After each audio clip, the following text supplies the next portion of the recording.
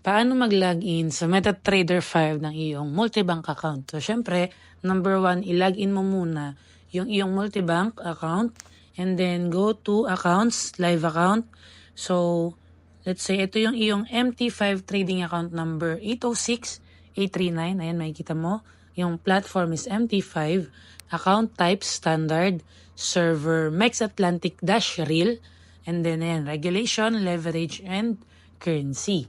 So ngayon, gusto mong makita yung actual trades or actual profit and loss ng copy trading account mo. All you have to do is kunin mo yung details na to, yung trading account number, and then yung server, and then syempre yung password. Yung password ng account na to is naka-email sa'yo. So para mahanap mo yung email na yan, you can search yung account number 806839 for example. Lalabas doon yung in-email sa'yo ni Multibank na password nito.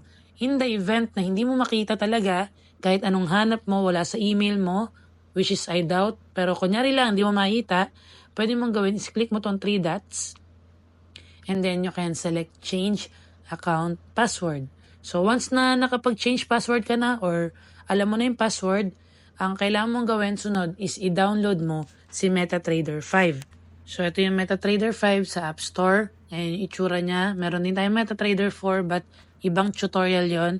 So for MetaTrader 5, na-download mo na. Pag na-download mo na siya, magkakaroon siya ng parang welcome message na welcome to MetaQuotes, ganyan.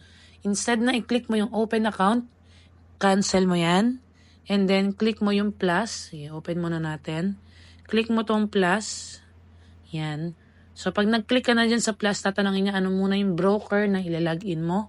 So for example, ayan, si Multibank, ang i-type mo ay Mex Atlantic. This one. Yan. So dahil nakuha mo na yung broker, okay, ang kailangan mong gawin is, itong server, make sure na naka Mex Atlantic-Real. Katulad nung pinakita ko sa'yo dun sa details ng trading account mo. So pag demo, hindi yan yung account mo, dapat naka-real. Okay?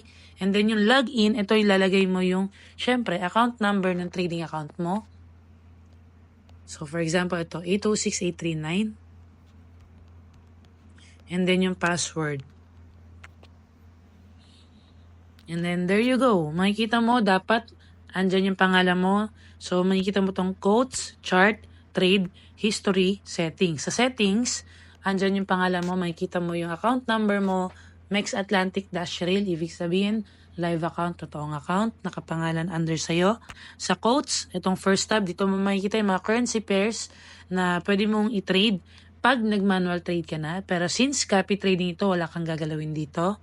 Sa chart, so syempre makikita mo yung mga chart ng yung movement ba ng different currency pairs or different instruments. Sa trade, dito mo makikita yung iyong capital. So for example, yan $134.90. Makikita mo. Dito rin lalabas yung mga open trades, mga running trades, which is wala ka rin gagawin kasi nakaka-copy trade ka. Automated magkakaroon ng trades yung account mo. And then sa history, dito mo makikita lahat ng tapos na trade.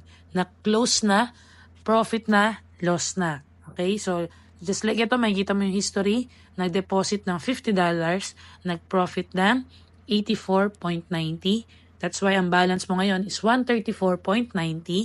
Ayan yung mga trades na tinake. Okay? So may date yan. Kompleto. So again, kung copy trading ang ginagawa mo, all you have to do is check ka lang sa history kung nakamagkano ka today. And that's it. Wala kang gagalawin sa trade tab. So, yun. Ma-view mo yung actual trades ng account mo. Ma-view mo yung actual profit and loss. And then you can withdraw any profit na magawa.